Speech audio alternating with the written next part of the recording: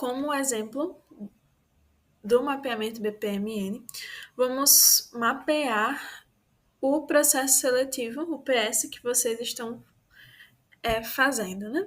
Então, a gente vê, eu já adiantei alguns elementos aqui, né? Boa parte do processo, para explicar algumas coisas, e mais vão ter algumas coisas que ainda faltam aqui. Então, a gente vê que nós temos aqui um lane, né?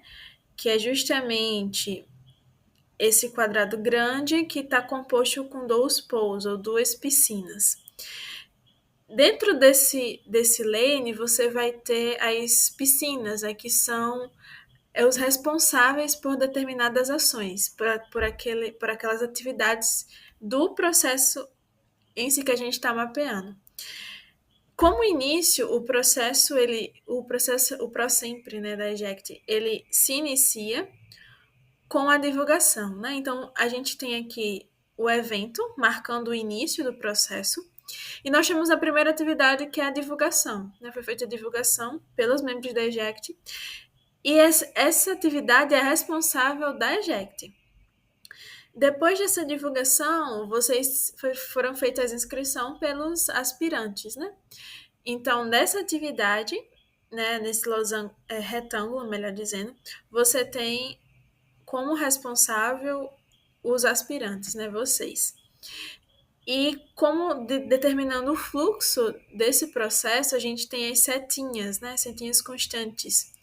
E vale lembrar que, não foi mencionado anteriormente, mas estou mencionando agora, que o mapeamento ele começa da esquerda para a direita, né? Então, você sempre vai começar o seu processo, o mapeamento da esquerda para a direita, como está aqui, tá da esquerda para a direita. Então, depois da inscrição, o que vocês fizeram, né? Foi feito o primeiro desafio. Nesse primeiro desafio, vai ser feita foi feita, né, uma avaliação, né? A avaliação dos forms e dos vídeos, né, como atividade. Daqui, né, foram tomadas algumas decisões, né? Alguns aspirantes passaram por desafio técnico e outros não. Por isso foi usado o Gintuin exclusivo, né? Porque a partir dessa avaliação você vai ter duas atividades diferentes, né? Ou vão ter membros que vão passar por desafio técnico, ou então vão ter membros que não foram desclassificados e o processo deles, né, o fluxo terminou aqui. Então, para dizer que, para aqueles que não passaram, né, foi terminado o processo para eles, então a gente tem aqui um evento indicando isso, né, como um fim.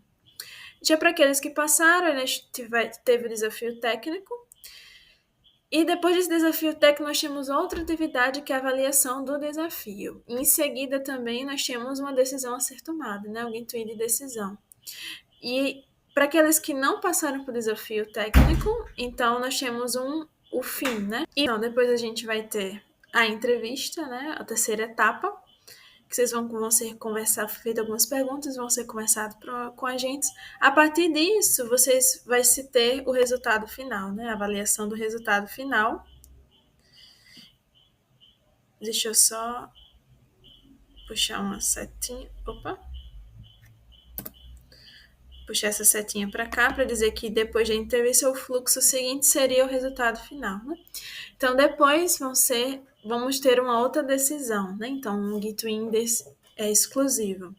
Para aqueles que não passaram na entrevista, não vão ser o processo terminou aqui. E para aqueles que passaram, esses sim vamos ter uma divulgação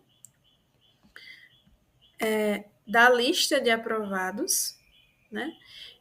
Pela Eject, vale lembrar, que vão mostrar justamente quem são os novos membros, né, os novos membros da Eject. E depois que tiver isso, né, a gente tem os novos membros da Eject e assim o processo ele finaliza, né? Então, para finalizar, utilizar aqui um evento dizendo que nós temos os novos membros, né? Diminuir um pouquinho o zoom para a gente ver total, né? Então, isso aqui seria o fluxo do processo do PS, do ProSempre da Eject, né? Se inicia com a divulgação, que aí é pela Eject em si, os membros da Ejects. Então, vocês têm todas essas tarefas, né? Inscrição, primeiro desafio, avaliação dos forms e vídeos. Aí nós temos uma decisão aqui para ser tomada e, dependendo se for aprovado ou não, você vai ter fluxos diferentes, né? Etapas diferentes. Para aqueles que foram aprovados, vai ter desafio técnico, o desafio técnico vai ser avaliado, vamos ter uma outra decisão que vai para a terceira etapa, que seria entrevista. Dessa entrevista é feito o resultado final, que finda em divulgar os novos membros, os novos aprovados da Eject. Então, esse aqui seria um exemplo de um mapeamento BPMN. Né? Você vê que justamente eu utilizei os principais elementos que foram abordados no outro vídeo, e o que poderia ser feito um pouquinho aqui a mais para acrescentar, né? Talvez utilizar algum artefato, alguma observação. Por exemplo, essa anotação aqui poderia ser inclusa para mostrar que, por exemplo, no primeiro desafio, você tem, né, o envio